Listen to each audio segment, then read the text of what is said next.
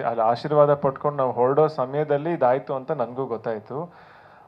ಅಲ್ಲಿ ತುಂಬ ಜನ ಬಂದಿದ್ದರು. ಆ ಟೈಮಲ್ಲಿ ಏನೋ ತಳ್ಳಾಟ ಆಗಿ ಒಬ್ರಿಗೆ ಏಟಾಗಿ ಅವ್ರ ಕಾಲು ಏಟಾಯಿತು.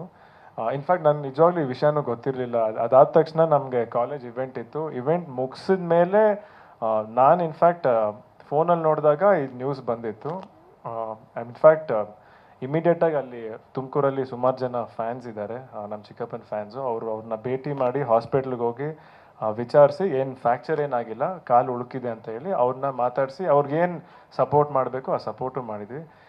ಏನಂದರೆ ಆ ಸಮಯದಲ್ಲಿ ನಮಗೆ ಗೊತ್ತಾಗಲಿಲ್ಲ ಆ್ಯಂಡ್ ನಮಗೂ ಯಾರೂ ಇನ್ಫಾರ್ಮ್ ಮಾಡಲಿಲ್ಲ. ಅಲ್ಲಿ ಬೌನ್ಸರ್ ಏನೋ ತಳ್ಳಿದ್ರು ಅಂತ ಗೊತ್ತಾಯಿತು. ನಾನು ಅವ್ರ ಹತ್ರ ಮಾತಾಡಿದೆ. ಇನ್ಫ್ಯಾಕ್ಟ್ ಅವ್ರಿಗೂ ಹೇಳಿದೆ, ನಿಜವಾಗ್ಲೂ ಆ ಬೌನ್ಸರ್ ಪರವಾಗಿ ನಾನು ಕ್ಷಮೆ ಕೇಳ್ತೀನಿ, ಯಾವುದೂ ನಾವು ಎಕ್ಸ್ಪೆಕ್ಟ್ ಮಾಡಿಲ್ಲ ಆಗಬೇಕಂತ ನಮಗೂ ನಿಜ.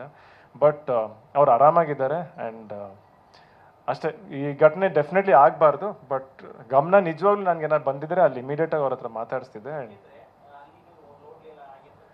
ಗೊತ್ತು, ನಾನು ನೋಡಿದೆ.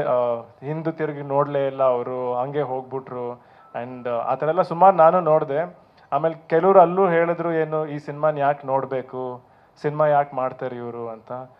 ಸರ್, ನನಗೆ ಸಿನಿಮಾ ಅಂದರೆ ಪ್ರಾಣ, ಸಿನಿಮಾ ಅಂದರೆ ನಮ್ಮ ಕಸುಬು ಆ್ಯಂಡ್ ಸಿಕ್ಕಾಬಟ್ಟೆ ಪ್ರೀತಿಯಿಂದ ಮಾಡ್ತಿದ್ದೆ. ಆ್ಯಂಡ್ ಇವತ್ತು ನಂಗೆ ನಿಜವಾಗ್ಲೂ ಬೇಜಾರಾಯಿತು ಅವತ್ತು ನ್ಯೂಸಲ್ಲಿ ಆ ವಿಷಯ ನೋಡಿದಾಗ. ಸಿನಿಮಾಗೆ ಯಾಕೆ ಮಾಡಬೇಕು, ಸಿನಿಮಾನ ಯಾಕೆ ನೋಡಬೇಕು ಅಂತ ಪ್ರಶ್ನೆ ಮಾಡಿದಾಗ ಸಖತ್ ಹರ್ಟ್ ಆಯಿತು. ಯಾಕಂದರೆ ಇವತ್ತು ಕನ್ನಡ ಇಂಡಸ್ಟ್ರಿಯಲ್ಲಿ ನಾವುಗಳೇ ಮಾತಾಡ್ತೀವಿ ಸಿನಿಮಾ ಜನ ಬರಬೇಕು ನೋಡಬೇಕು ಅಂತ. ಅಂಥ ಸಮಯದಲ್ಲಿ ನಾವೇ ಜನನ ಪ್ರಶ್ನೆ ಮಾಡಬೇಕಾಯ್ತರ ಸಿನಿಮಾನ ಯಾಕೆ ಮಾಡಬೇಕು ಅಂತ. ನಿಜವಾಗ್ಲೂ ಆ ಸಿನಿಮಾ ನಾನು ಒಬ್ಬನೇ ಇಲ್ಲ ಸರ್, ತುಂಬ ಜನ ನಾವೆಲ್ಲ ಕಷ್ಟಪಟ್ಕೊಂಡು ಮಾಡಿದ್ದೀವಿ. ಬರೀ ನಾವು ಆರ್ಟಿಸ್ಟ್ ಬಗ್ಗೆ ಹೇಳ್ತಿಲ್ಲ, ಯೂನಿಟ್ ಅವರಿಂದ ಪ್ರತಿಯೊಬ್ಬರು ಸಿಕ್ಕಾಪಟ್ಟೆ ಕಷ್ಟಪಟ್ಟು ಮಾಡಿದೆ. ನಾನು ಬರೀ ನಮ್ಮ ಸಿನಿಮಾ ಅಂತ ಹೇಳ್ತಿಲ್ಲ, ಪ್ರತಿಯೊಂದು ಸಿನಿಮಾನು ಎಲ್ಲರೂ ಕಷ್ಟಪಟ್ಟೆ ಮಾಡೋದು.